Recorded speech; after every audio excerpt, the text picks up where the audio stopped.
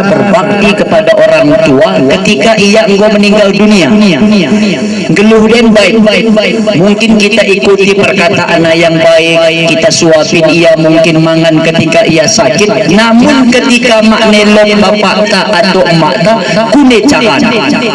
Maka dalam kesempatan kali ini bukan yang ingin kami sampaikan. Oleh karena ini, bila lot kata-kata kami yang ora tepat, mungkin terlalu kasar, hadisna ora kepek pasih baik ayatna, maka kepada Allah kami harapkan ampunanna, kepada bapak ibu orang tua kami terlebih dahulu kami kiranya diberikan kemaafan. Hadirin bapak ibu, kita betul kewajiban khentuami anak telu. Karedok hadis Nabi kita dalam kitab Tambihul Khafilin. Al-waladu lil walidain salah satu hukukin. Anak idona mi khentuana telu. Kewajiban khentua mi anak telu keca.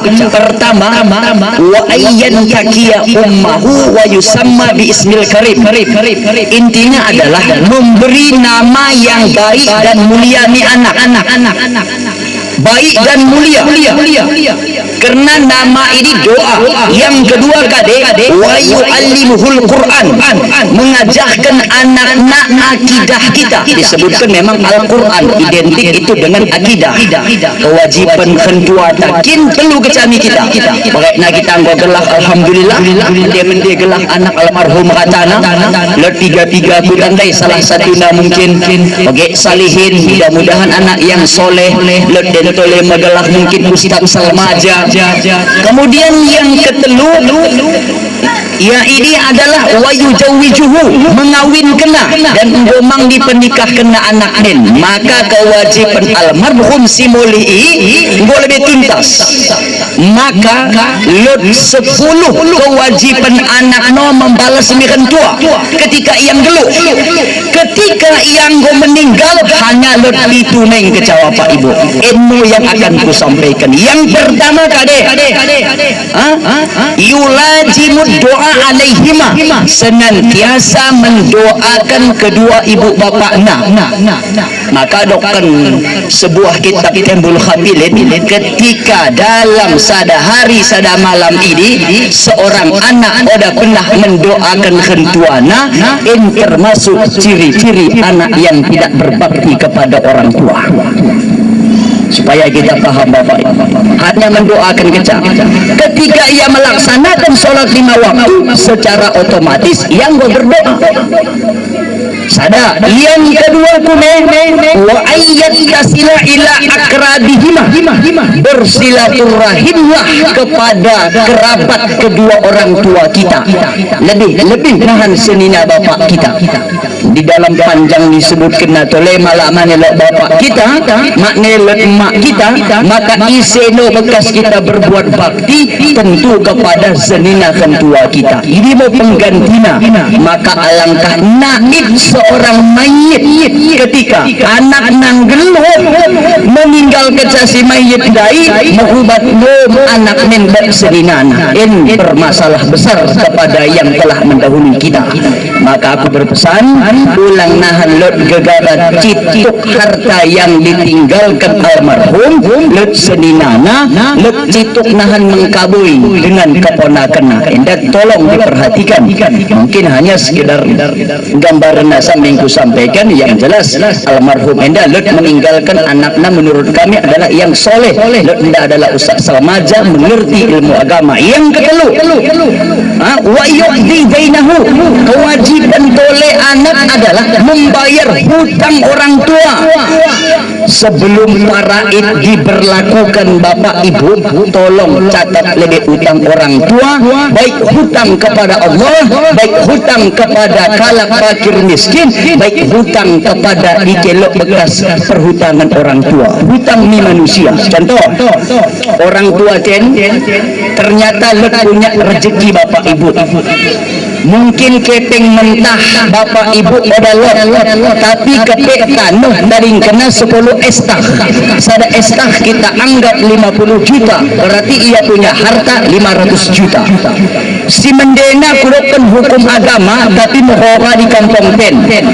Mayit bagi kecam meninggal dunia dicabut kecam roh dicabut nyawa harta ini ngora anak dasar bapak ibu orang si mayit. Sebaiknya proses fardu kifayah harta pe diproses. Tenggo ahli faraid sampai Nabi engko mengingatkan ta'allamul faraida wa allimuhan nas fa innahu nisful ilmi. Pelajari faraid, ajarkan ni manusia, sesungguhnya ilmu faraid sudah setengah ilmu pengetahuan. Tapi ilmu faraid di kita suku singkil nampakna adalah berlaku. Maaf tentang harta warisan isi anak situan biasanya ia kuson. Ini adat. Malah faraid jelas 1/2, 1/4, 1/6, 1/8, 2/3, 1/3 lot 6 senit ke bapak ibu.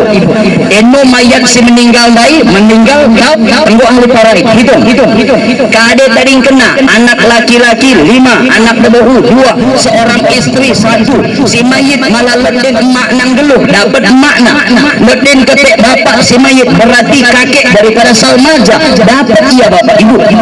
Hitung gelinga diuraikan. Namun sebelum dibagi ingat bayar dulu hutang kepada Allah dan manusia. Zakatna maksudku, hajina maksudku, kune pidiah puasana ketika ia sakit ini maksudku. Telu nahan dipikirkan oleh ahli musibah endah bapak ibu. Tapi mohon maaf bapak ibu, pribadiku berkeyakinan dan ini yang ku baca pidiah sembahyang kurang mang atau sependapat malah dibayarkan. Mohon maaf. Sembahyang ini jelas bapak ibu. Rukunnya salah satu berdiri betul, mak sanggup cendah kundul, mak sanggup kundul galang, mak sanggup galang kunai bapak ibu, ya paling tidak gerakkan dia kadelen isyarat. Udah mampu menggerakkan tangan mata dia seolah-olah ia takbir. Mata pemak bisa minimal hati dia mengingat sholat. Ketika bab hati dalam fikih Islamu adillah tuh mayit dikebetona jam, maka kalak sing geluh ingkat berdosa malamak mengingatkan segala sakit waktu sembahyang. Pak gue tiba waktu luhuk sembahyangku. Ini dia saya ingat nak. Selesai. Jamalah yang gue betul-betul setruk koma. Na'udzubillah bagi Ariel Saroh mayat hidup. Ate naik keca jantung naik keca bergerak, maka menanggung risiko sembahyangnya ingkat singgelu. Ise anak istrinya, cucunya, ise hendi. Pak. Waktu sembahyang asah, sembahyang kopak, ingat dia Allah. Selesai. Tapi mulai para pesengatkan ya tiara ni jana wajib. Hati namaknya bergerak, maka orang ini wajib ya sembahyang. Di sembahyangkan lagi bapak ibu. Inilah tuntunan sholat.